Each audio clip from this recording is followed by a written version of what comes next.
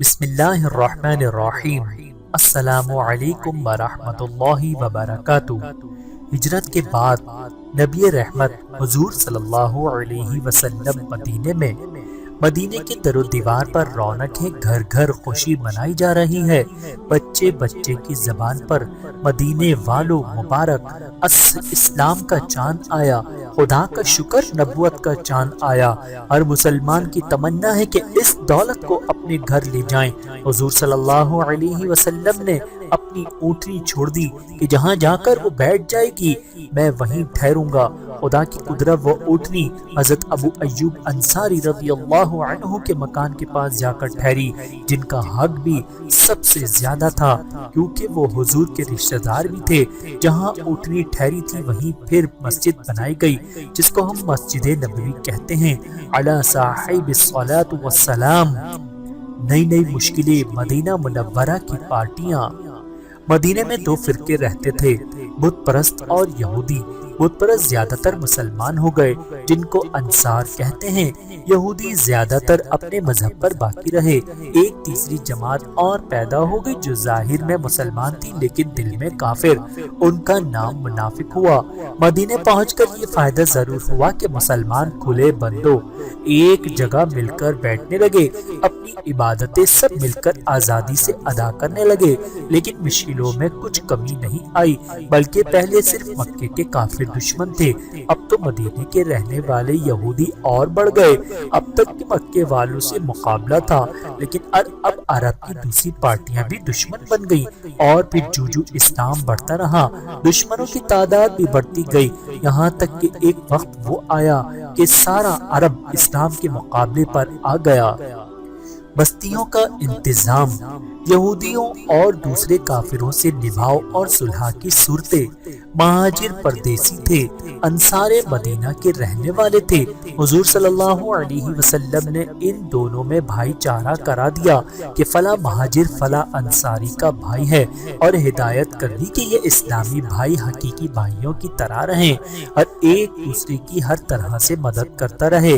انصار اور مہاجرین نے اس کو اس طرح مانا کہ خون کے رشتے سے زیادہ اس ایمانی رشتے کا حق ادا کیا۔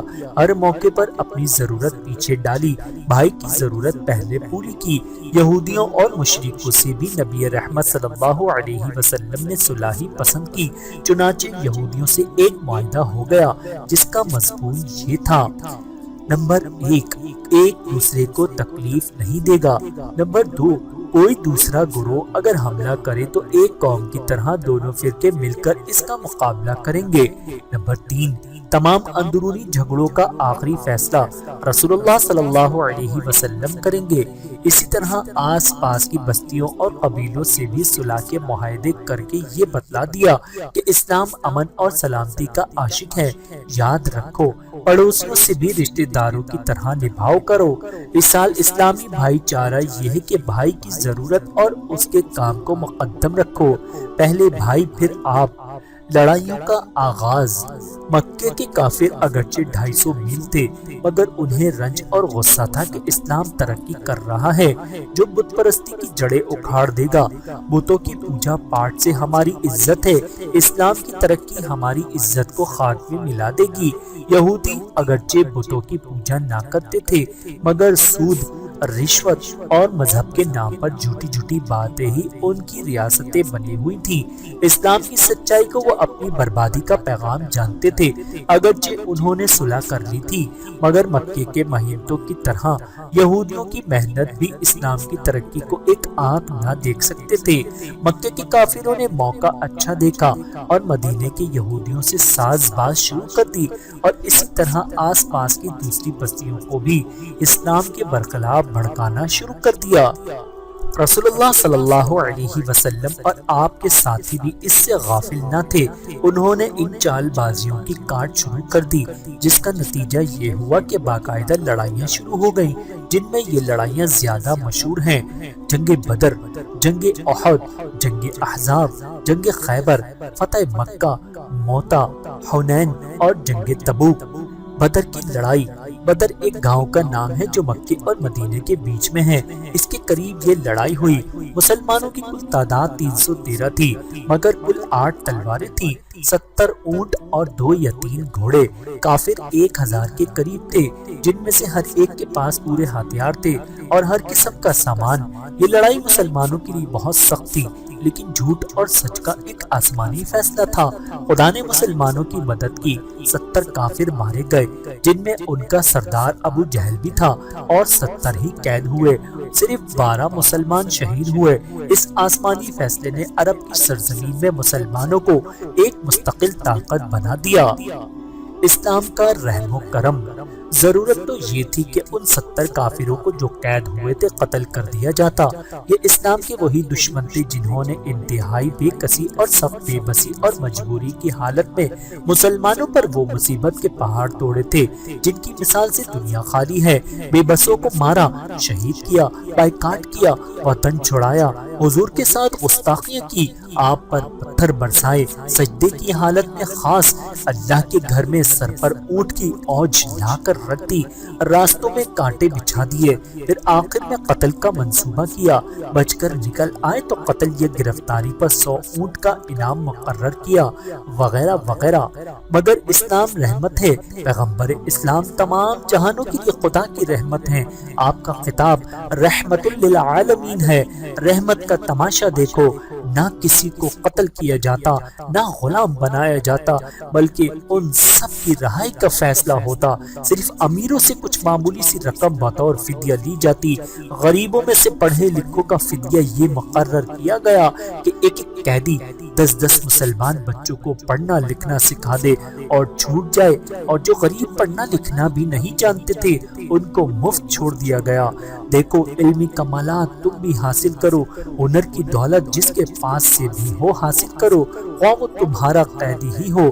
دوسری قوموں پر رحم و احسان سیکھو، اور یاد رکھو اسلام اخلاق اور احسان سے پہلا ہے۔ غطفان کا واقعہ۔ اللہ پر بھروسہ، نبی رحمت کا رحم۔ مدینے میں مخبر خبر پہنچی کہ قبیلہ محارب کا ایک شخص دوسور نامی 450 آدمیوں کو لے کر بے خبری میں لوٹ مار کرنے کے لیے مدینے پر چڑھا آ رہا ہے۔ نبی رحمت صلی اللہ علیہ وآلہ وسلم نے کچھ ساتھیوں کو تیاری کا حکم دیا۔ تیاری کی خبر سے دوسور پر ایسا روب چھایا کہ میدان چھوڑ کر پہاڑوں میں جا چھپا۔ حضور صلی اللہ علیہ وسلم ساتھیوں کو ساتھ لے کر میدان میں پہنچے تو وہاں کوئی نہ تھا۔ ادھر ادھر تلاش کیا، کوئی نہ ملا۔ دوپہر کا وقت ہو گیا۔ شاہد جہاں صلی اللہ علیہ وسلم ایک درخت کے نیچے زمین پر آرام فرمانے لگے، تلوار درخت پر لٹکا دی۔ آس پاس کے درختوں کے نیچے دوسرے ساتھی ہتھیار کھول کر آرام فرمانے لگے۔ دوسور پہاڑوں سے نکل کر ایک دم سر پر آ کھڑا ہوا۔ حضور صلی اللہ علیہ وآلہ وسلم کی تلوار قبضائی اور نہایت تکبر سے بولا، بتاؤ اب کون بچا سکتا ہے؟ حضور نے نہایت اطمینان سے جواب دیا، اللہ۔ خدا کا نام سچے رسول کی زبان پر کچھ ایسی شان رکھتا تھا کہ دوسور پر ہیبت چھا گئی۔ وہ تھر تھر کانپنے لگا، تلوار ہاتھ سے چھوٹ گئی۔ حضور اٹھے اور اس کو پکڑا اور فرمایا، اب تجھ کو کون بچائے گا؟ دوسور کافر تھا، اس کو خدا پر بھروسہ نہ تھا، اس کو اپنی قوت پر بھروسہ تھا یا ظاہری ساز و سامان پر۔ اب وہ مجبور اور ناچار تھا، اپنی موت کا اس کو یقین ہو گیا۔ گھکیاتا ہوا بولا، حضور کے رحم کے سوا کون ہے جو میری جان بچائے؟ نبی رحمت کا جذبہ رحمت جوش میں آیا اور اس کو معاف فرما دیا۔ وہ فوراً اس معجزے اور رحم و کرم کو دیکھ کر مسلمان ہو گیا۔ کفر کی حمایت میں آیا تھا کہ اسلام کو مٹائے گا، اسلام پر مٹ کر لوٹا کہ کفر کو مٹائے گا۔ مسلمانوں، اللہ پر بھروسہ کرنا سیکھو، تمہارا روب دوسروں پر پڑے گا۔ رحم و کرم سیکھو، اسلام اسی سے بڑھا اور اسی سے بڑھے گا۔ احد، ماہ شوال 3 ہجری، مدینے کے پاس احد ایک پہاڑ ہے۔ بدر کی لڑائی کا بدلہ لینے کے لیے مکے کے کافر اسی وقت سے تیاری کر رہے تھے۔ تیسرے برس 3000 جوان لڑائی کا پورا سامان لے کر مدینے پر چڑھ آئے۔ ابو جہل کی جگہ ابو سفیان ان کا سردار تھا۔ رسول اللہ صلی اللہ علیہ وسلم کو جب خبر ہوئی تو آپ بھی مقابلے کو نکلے۔ آپ کے ساتھ 700 مسلمان تھے۔ عبداللہ بن ابی بھی اپنے 300 آدمیوں کو لے کر ساتھ ہو لیا تھا، مگر ان میں زیادہ وہ تھے جو دکھاوے کے مسلمان تھے، دل سے کافر اور منافق تھے۔ یہاں بھی انہوں نے دھوکہ کیا، لڑائی سے پہلے بھاگ آئے تاکہ دوسرے مسلمانوں کی ہمت ٹوٹ جائے۔ بہرحال مقابلے کی تیاریاں ہونے لگی۔ حضور صلی اللہ علیہ وسلم نے ایک دستے کو ایک درے پر کھڑا کر دیا جو اسلامی فوج کی پشت پر تھا تاکہ کافر پیچھے سے حملہ نہ کر سکیں۔ ان کو حکم فرمایا کہ وہ اپنی جگہ سے نہ ہٹیں۔ مسلمانوں کو فتح ہو یا شکست، لڑائی شروع ہوئی۔ مسلمانوں نے سختی سے مقابلہ کیا، کافروں کے پیر اکھڑ گئے، میدان سے بھاگ نکلے۔ مسلمان ان کے مال و اسباب پر قبضہ کرنے لگے۔ درہ والے مسلمانوں نے خیال کیا کہ اب یہاں ہمارے رہنے کی ضرورت نہیں، یہ بھی وہاں سے چل دیے۔ ان کے سردار نے بہت روکا، حضور صلی اللہ علیہ وآلہ وسلم کا ارشاد یاد دلایا، مگر ان لوگوں نے کہا جب کافر بھاگ رہے ہیں، جیت کھلی ہوئی ہے، اب یہاں ٹھہرنے کی ضرورت نہیں ہے۔ صرف 10 مسلمان درے پر رہ گئے، مگر دشمن طاق میں تھے۔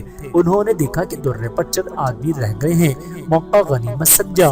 ان کے ایک سردار نے فوج کا ایک دستہ لے کر اس طرف سے حملہ کر دیا۔ جو لوگ درہ پر تھے ان کو شہید کرتے ہوئے اچانک پیچھے سے مسلمانوں پر آ پڑے۔ دوسرے کافر جو آگے بھاگ رہے تھے وہ بھی سمٹ سمٹا کر مقابلے پر آ گئے۔ اب مسلمانوں پر دو طرف سے حملہ ہونے لگے۔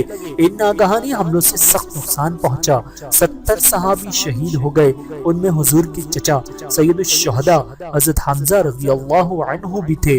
ابو سفیان کی بیوی ہندہ نے اور اس کے ساتھ کی عورتیں جو حضرت حمزہ کی بہادری کے قار کھائے ہوئے تھی، انہوں نے حضرت حمزہ کی لاش دیکھی تو اپنے جلے دل کے پھپولے پھوڑنے لگی۔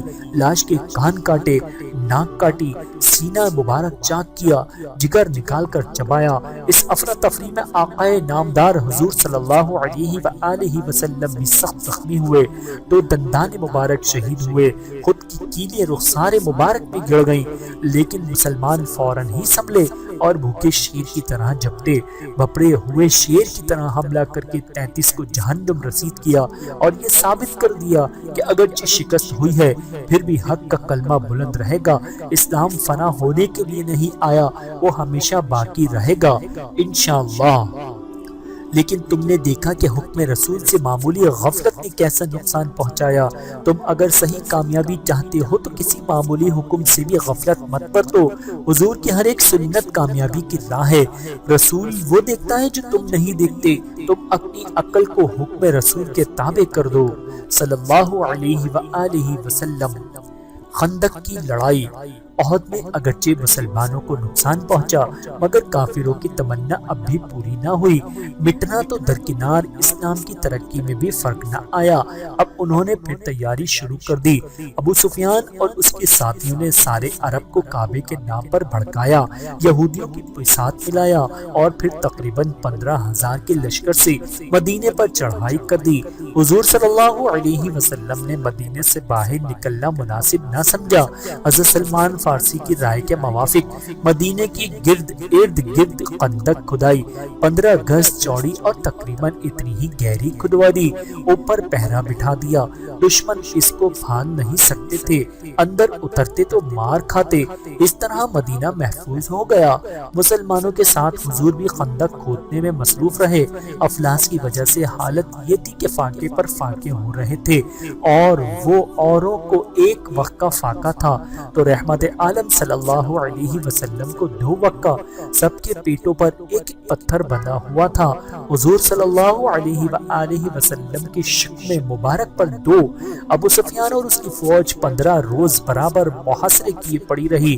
مسلمان پریشان تھے، محنت مزدوری کے بند ہو جانے سے فاقوں میں اور بھی اضافہ ہو گیا تھا۔ مقابلے کے لیے ہر دم تیار تھے۔ اکا دکا مقابلہ بھی ہوا، 2-4 زخمی ہوئے، 2-4 کافر مارے گئے۔ آخر کار آسمانی فتح نے مسلمانوں کی مدد کی۔ کافروں کی فوج میں پھوٹ پڑ گئی۔ ایک سخت آندھی چلی جس سے کافروں کے خیمے اکھڑ گئے، ڈیروں میں آگ لگ گئی، اور اتنے پریشان ہوئے کہ مجبور ہو کر بھاگ گئے۔ خدا نے مسلمانوں کو نجات بخشی۔ دیکھو تم اگر سردار ہو تو اپنے ساتھیوں سے زیادہ محنت برداشت کرو، ان کے ساتھ مل کر کام کرو، پہلے ان کو آرام دو، پھر تم آرام کر لو، پہلے ان کو کھلاؤ، پھر تم کھاؤ۔ راہ خدا کی مصیبتوں سے مت گھبراؤ، پہلے امتحان ہوتا ہے پھر کامیابی۔ خون بے گناہ بحر معونہ کا واقعہ، سفر 4 ہجری۔ طالب علم اور رضاکار۔ ہمارے پیغمبر صلی اللہ علیہ وسلم نے مسجد کے پاس ایک چبوترے پر چھپر ڈلوا دیا تھا، اس کا نام صفہ تھا۔ وہ گویا حضور صلی اللہ علیہ وسلم کا مدرسہ بھی تھا اور چھاونے بھی۔ اس میں طالب علم رہتے تھے، مگر یہی طالب علم فوجی والنٹر اور رضاکار بھی تھے۔ ان کو نہ وظیفہ ملتا تھا نہ کہیں ان کا کھانا مقرر تھا۔ جب ضرورت ہوتی مزدوری کر لیتے یا جنگل سے لکڑیاں بین لاتے اور بازار میں بیچ کر اپنی ضرورت پوری کر لیتے۔ حضور صلی اللہ علیہ وسلم کی خدمت میں حاضر رہتے، قرآن شریف، واعظ و نصیحت اور اسلامی احکام سن کر یاد کرتے رہتے۔ ان کو اسی واسطے قاری بھی کہتے تھے۔ سوال کرنا ان کے لیے حرام تھا۔ یہ لوگ تبلیغ بھی کرتے تھے اور جب ضرورت ہوتی تو حکم پاتے ہی اللہ کی راہ میں جہاد کے لیے نکل کھڑے ہوتے تھے، مگر نہ رسد کا کوئی سامان ہوتا تھا، نہ وردی اور نہ ہتھیاروں کا۔ وہ پیٹ پر پتھر باندھ کر مہینوں کا سفر طے کرتے تھے اور فتح پا کر واپس ہوتے تھے۔ سفر 4 ہجری میں ایک شخص آیا، اس کا نام عامر بن مالک تھا۔ ہمارے پیغمبر صلی اللہ علیہ وسلم نے جب اس سے اسلام لانے کی فرمائش فرمائی تو کہنے لگا، اگر کچھ صحابی نجد چلے جائیں تو وہاں بہت سے آدمی مسلمان ہو جائیں گے، میں ان کے ساتھ رہوں گا، خطرے کی کوئی بات نہیں ہے۔ ضرورت کے بموجب عہد و معاہدہ لے کر قاریوں میں سے 70 صحابہ کو حضور صلی اللہ علیہ وسلم نے اس کے ساتھ کر دیا۔ راستے میں ایک جگہ قیام ہوا، اس مقام کے پاس ہی ایک قبیلے کے سردار کے نام حضور صلی اللہ علیہ وسلم کا ایک مکتوب بھی تھا۔ حضرت حرام بن ملحان کو اس خط کو پہنچانے کے لیے بھیجا گیا۔ ان کمبختوں نے نامہ مبارک تو پڑھا نہیں، اچانک حضرت حرام پر پیچھے سے حملہ کر دیا۔ حضرت حرام بن ملحان زخمی ہو کر نیچے گرے، بدن مبارک سے خون کے فوارے چھوٹ رہے تھے، موت نے پر پھیلا دیے تھے، دم سینے میں آ گیا تھا، مگر یہ شہید وفا اپنے خدا کی رحمت پر مچل رہا تھا۔ شوق شہادت میں ایک دم پکار اٹھا، فستو وَرَبِّكَ الْكَعْبَةِ، خدا کی قسم میری تمنا بر آئی۔ اس کے بعد ان کمبختوں نے آس پاس کے قبیلے والوں کو فوراً ہی اکٹھا کر لیا۔ وہ سینکڑوں ہزاروں کی تعداد میں ان 70 صحابہ پر اچانک ٹوٹ پڑے اور بے گناہوں کو ایک دم شہید کر ڈالا۔ صرف ایک آدمی کسی طرح بچ گیا، مگر دیکھو اس بے بسی کی موت پر کتنی رحمتیں نازل ہوئیں۔ مرنے کے بعد خدا نے ان لوگوں کا پیغام تمام مسلمانوں کو پہنچایا کہ خوشخبری ہو، ہمیں اپنے پروردگار کا دیدار نصیب ہو گیا، وہ ہم سے خوش ہو گیا، ہم اس سے۔ یاد رکھو طالب علم وہی ہے جو رضاکار بھی ہو، مولوی وہی ہے جو مبلغ بھی ہو، اور مجاہد بھی۔ صرف کونے میں بیٹھ جانا کوئی پرہیزگاری نہیں۔ پرہیزگاری یہ ہے کہ اللہ کے رسول کے فرما بردار بنو، تعمیل حکم کے لیے تیار رہو، جان جائے تو جائے مگر تعمیل حکم میں فرق نہ آئے۔ دیکھو ایک بات یاد رکھو، جس دل میں شہادت کی تڑپ نہیں وہ پکا مسلمان نہیں۔ حدیبیہ کا معاہدہ، ذی قعدہ 6 ہجری۔ پیارے وطن اور خانہ کعبہ کی زیارت کیے ہوئے 5 سال سے زیادہ گزر گئے تھے۔ ذی قعدہ 6 ہجری میں رسول اللہ صلی اللہ علیہ وآلہ وسلم نے خانہ کعبہ کی زیارت کا ارادہ کیا۔ تقریباً 1400 مسلمان حضور کے ساتھ چلے۔ مکے کے قریب حدیبیہ کے مقام پر پہنچے تو مکے کے کافروں نے راستہ روکا، ہر چند سمجھایا کہ صرف زیارت کرنا چاہتے ہیں، مگر وہ نہ مانے۔ لمبی چوڑی گفتگو کے بعد 10 سال کے لیے ایک صلح نامہ لکھا گیا، جس کی رد سے مسلمانوں کو آئندہ سال مکے شہر میں داخل ہو کر عمرہ کرنے کا موقع ہاتھ آیا۔ اس صلح نامہ میں وہ تمام شرطیں مان لی گئیں جو مکے کے کافروں نے پیش کی، مگر یہ صلح حقیقت میں اسلام کی بہت بڑی فتح تھی۔ اب تک مسلمان مکے والوں کی وجہ سے عرب میں نہیں گھوم سکتے تھے، لیکن یہ بھی نہیں جانتے تھے کہ اسلام کیا چیز ہے اور اس کا مقصد کیا ہے۔ اس صلح کے بعد مسلمانوں کا راستہ کھلا، قبیلے قبیلوں میں پہنچے، اسلام کی تعلیمات کو بتایا۔ لوگوں نے جب اسلام کو پہچانا اس کے عاشق ہو گئے۔ 2 سال کی مدت میں 3-4 ہزار سے بڑھ کر 30-35 ہزار تک پہنچ گئے۔ دیکھو کس طرح تلوار سے اسلام کو روکا گیا، صلح اور امن پسندی سے کس طرح اس کو پھیلایا گیا۔ خیبر کی لڑائی سن 7 ہجری۔ مدینے کے یہودیوں نے جو صلح کی تھی اس کو 1 سال بھی نہ نبھا سکے۔ ہر موقع پر مسلمانوں کو دھوکہ دیتے رہے اور دشمنوں کی مدد کرتے رہے۔ احد کی لڑائی میں عین جنگ کے وقت دھوکہ دیا اور 300 کو الگ کر کے لے آئے۔ خندق کی لڑائی میں کھلم کھلا کافروں کا ساتھ دیا۔ ان کا سب سے بڑا اڈا خیبر تھا۔ حضور نے تنگ آ کر سن 7 ہجری میں ان 1400 مسلمانوں کو جو حدیبیہ گئے تھے ساتھ دیا اور خیبر پر چڑھائی کر دی۔ حضرت علی کرم اللہ وجہہ نے اس لڑائی میں بہت کام کیا۔ خدا نے مسلمانوں کو فتح دی اور خیبر اسلامی حکومت کے ماتحت ہو گیا۔ فتح مکہ، خدا کے گھر پر خدا کے دین کا جھنڈا۔ رمضان شریف 8 ہجری۔ حدیبیہ کے موقع پر مکے کے کافروں نے جو عہد کیا تھا اس کو 2 برس بھی نہ نبھایا۔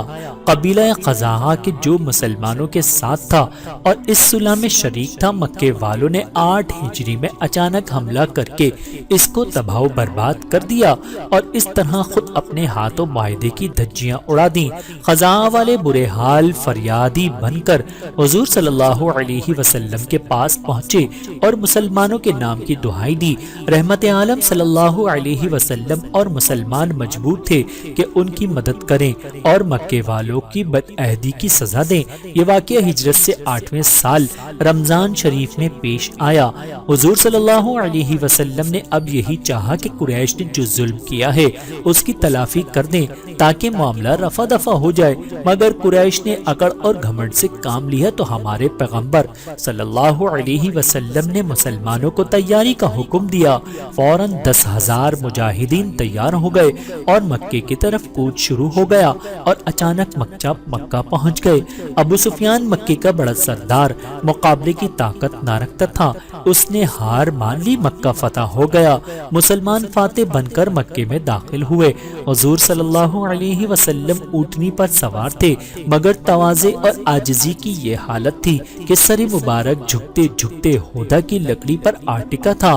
جب سردار کی یہ حالت تھی تو غور کرو خدائی فوج کے فرمانبردار رضاکاروں کی کیا حالت ہوگی، اور اس رحمت کے لشکر پر تواضع کیسا سما بندہ ہوگا۔ آج مکے کے کافر جس قدر بھٹی ڈرتے تھوڑا تھا، جس نبی کو ستانے میں، جس اسلام کے مٹانے میں ساری طاقت خرچ کر دی تھی اور جن مسلمانوں کو 20 برس برابر تڑپایا تھا، آج انہی کا غلبہ تھا۔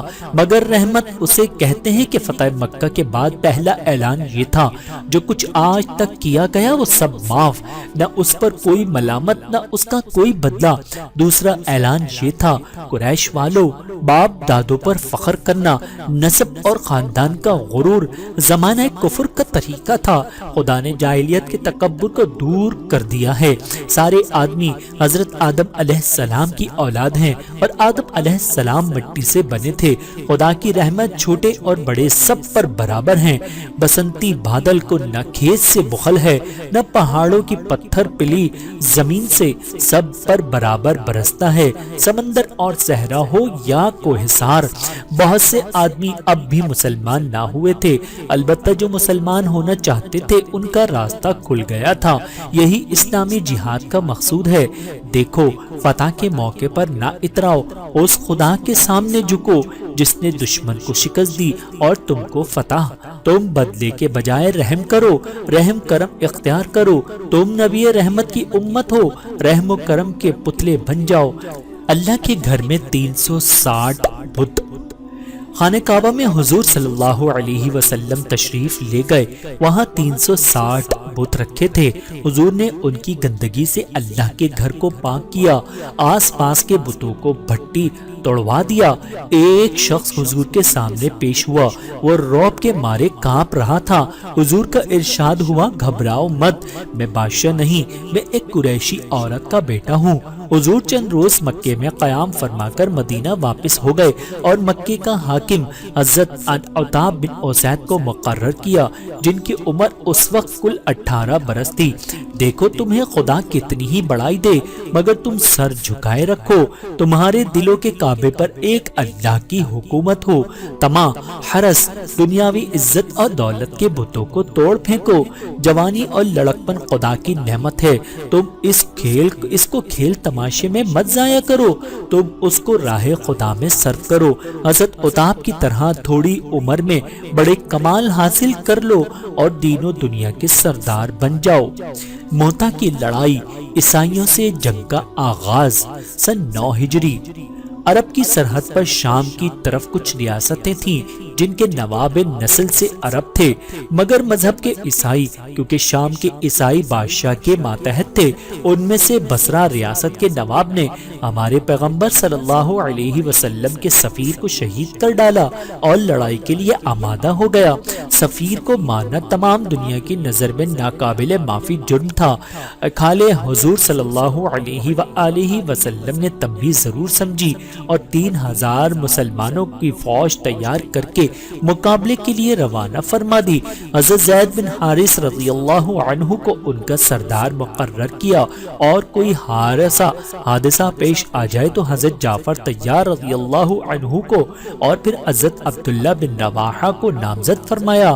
روانگی کے بعد خاص طور پر ہدایت فرمائی، سادھو، عورت، بچہ اور بوڑھے کو قتل نہ کیا جائے، درختوں کو اور باغوں کو نہ کاٹا جائے۔ اسلامی لشکر وہاں پہنچا تو دشمنوں کی تعداد تقریباً 1 لاکھ تھی۔ مقابلہ ہوا، تینوں سردار یکے بعد دیگرے شہید ہو گئے۔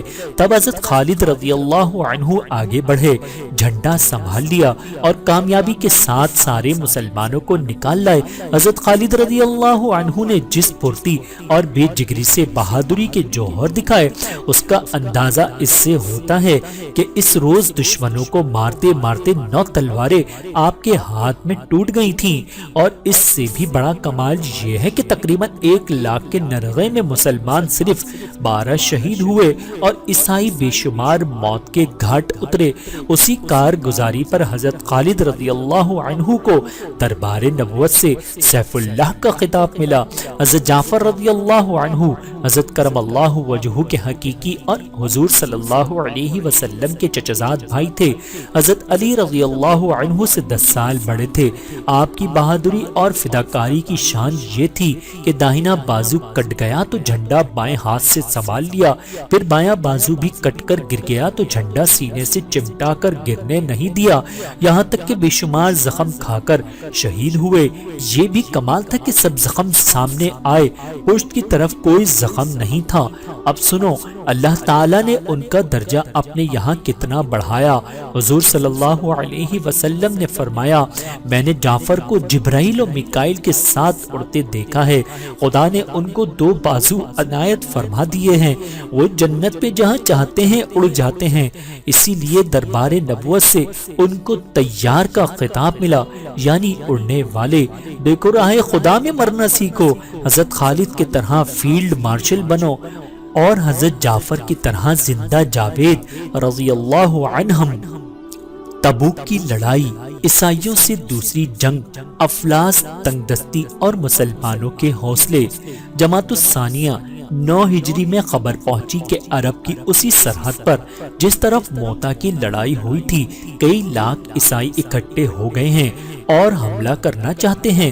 حضور صلی اللہ علیہ وسلم نے مسلمانوں کو تیاری کا حکم دے دیا تاکہ دشمن کو سرحد ہی پر روک دیں۔ اکتوبر کا مہینہ تھا، اس مہینے میں عرب میں گرمی سخت ہوتی ہے، اس کے علاوہ قحط کا دورہ، کھیتیاں تیار، مسلمانوں کے ہاتھ خالی، دور کے سفر میں کھیتیاں برباد، مگر جو ہی سردار دو عالم صلی اللہ علیہ وسلم کی طرف سے جہاد کا اعلان ہوا، راہ خدا میں قربان ہونے والے سچے مسلمانوں نے کمریں باندھ دی، آئندہ فائدوں کی امیدوں کو ٹھکرا دیا، گرمی اور تنگ دستی کی ساری مصیبتوں سے بے پرواہ ہو کر راہ خدا میں نکل کھڑے ہوئے۔ یہ مسلمان کی شان، اسی طرح چندہ دینے میں نہ گنجائش کا خیال کیا، نہ حیثیت کا، خوب دل کھول کر چندہ پیش کیا۔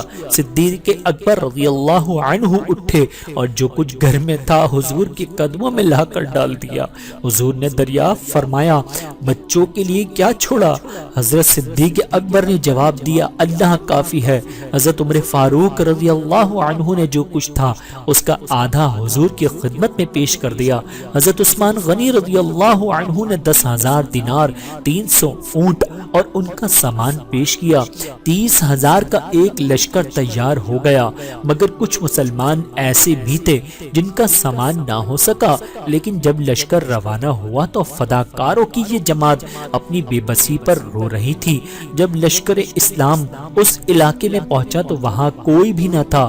چند روز رسول اللہ صلی اللہ علیہ وسلم نے اس طرف قیام فرمایا۔ آس پاس کی کچھ ریاستوں نے معاہدہ کر لیا۔ اللہ حضور صلی اللہ علیہ وآلہ وسلم خیریت سے مدینہ واپس تشریف لے آئے۔ دیکھو خدمت اسلام کے وہ جذبات پیدا کرو کہ نہ مصیبتیں ان کو مردہ کر سکیں اور نہ طمع ان کو ٹھنڈا کر سکے۔ مال و دولت، اولاد و اقربا سب ہیج ہو، جو کچھ تمہارے سامنے ہو وہ اللہ اور اس کا رسول ہو صلی اللہ علیہ وسلم۔ حج اسلام ذی الحجہ 9 ہجری۔ گزشتہ سال مکہ فتح ہو چکا، اسلام کا کعبہ مسلمانوں کو مل چکا جس کی طرف رخ کر کے وہ نماز پڑھتے تھے۔ اس سے پہلے عقل کے اندھوں نے اس کو بت خانہ بنا رکھا تھا، اب وہ بتوں کی گندگی سے پاک ہو چکا ہے۔ اس سال اسلامی احکام کے موافق حج ہوگا۔ حضور صلی اللہ علیہ وسلم تشریف نہیں لے جائیں گے۔ آپ نے حضرت صدیق اکبر رضی اللہ عنہ کو قائم مقام بنایا اور 300 صحابہ کے ساتھ حج کرانے کے لیے روانہ فرما دیا۔ پھر حضرت علی رضی اللہ عنہ بھی حکم پا کر ان کے ساتھ جا ملے۔ مکہ پہنچ کر اعلان کیا گیا آئندہ کوئی مشرک مسجد حرام میں نہ آ سکے گا، نہ ننگے بدن کوئی طواف کر سکے گا۔ خانہ کعبہ کیا ہے؟ خانہ کعبہ ایک کمرہ ہے، تقریباً 15 گز لمبا، 15 گز چوڑا اور تقریباً اتنا ہی بلند ہے۔ اس کے ارد گرد جو احاطہ ہے اس کو مسجد حرام کہتے ہیں، اور مکہ اس شہر کا نام ہے جس میں یہ خانہ کعبہ اور یہ مسجد حرام ہے۔ سفر آخرت کی تیاری 10 ہجری۔ بڑے بڑے مورکے سر ہو چکے، اگرچہ اطمینان اب بھی نصیب نہیں ہوا، مگر خدا کے فضل سے مسلمان ایک مستقل حکومت کے مالک ہو گئے۔ عربی قبیلوں کے اسلام لانے کا سلسلہ صلح حدیبیہ کے بعد سے شروع ہو گیا تھا۔ مکہ فتح ہونے کے بعد تو اور بھی زیادہ اسلام کا چرچا ہو گیا۔ اب اسلام کی مہک سے سارا عرب معطر ہو چکا ہے، ہر طرف سے عربوں کی ٹولیاں آ رہی ہیں اور اسلام کی دولت سے مالا مال ہو کر جا رہی ہیں، لیکن اسلام کی کامیابی اور دن دونی ترقی دیکھ کر ٹارنے والی نگاہیں تاڑ رہی ہیں کہ اب روح محمدی قربان ہو، آپ پر ہمارے ماں باپ اور ہماری جانیں دنیا میں زیادہ رہنا پسند نہ کرے گی، کیونکہ تشریف لانے کا جو مقصود تھا وہ پورا ہو چکا۔ سچے دین کی تعمیل مکمل ہو گئی، دلوں کی زمین میں اسلام کا باغ لگ کر پھل لگانے لگا، اسلام کا ایک مرکز قائم ہو گیا، خدا کا نور محفوظ ہو گیا جو ہزاروں آندھیوں سے بھی نہیں بجھ سکتا، یعنی نبوت اور رسالت کا جو مقصود تھا وہ پورا ہو گیا۔ جو اسلام کی ترقی ہو رہی ہے، حضور صلی اللہ علیہ وسلم کا خشوع و خضوع یاد الہی زیادہ بڑھتا جا رہا ہے۔ عمر کا تقاضا ہے کہ آرام فرمائیں، مگر سردار انبیاء کو آرام سے کیا واسطہ؟ یاد خدا میں راتوں رات کھڑے رہنے سے پائے مبارک پھٹنے لگتے ہیں، پنڈلیوں پر ورم آ جاتا ہے۔ سوم وصال یعنی 2-3 دن بلا افطار کیے روزہ رکھنا امت کے واسطے منع ہے، مگر آخری رسول کی خاص عبادت ہے، آپ کے لیے جائز ہے اور آپ ایسے روزے رکھتے رہتے ہیں۔ اگرچہ عمر ایسی زیادہ نہیں، مگر لگاتار پریشانیوں اور بے آرامیوں کے سبب سے کمزوری بہت زیادہ بڑھ گئی۔ آرام نہ ملنے کا اثر اب بدن مبارک پر پڑنے لگا، سجدے میں پہنچنا اور اٹھنا مشکل ہو گیا۔